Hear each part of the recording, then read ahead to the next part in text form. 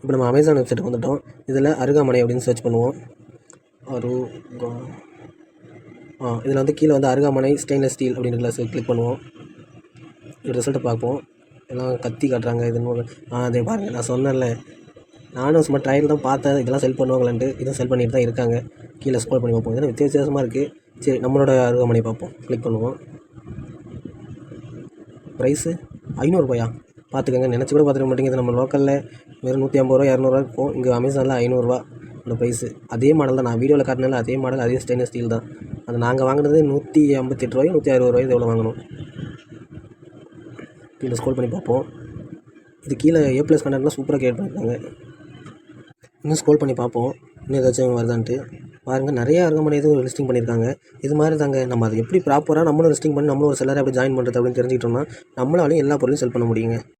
இப்போ நம்புறியா இதெல்லாம் அமேசானில் செல் பண்ண முடியுங்க.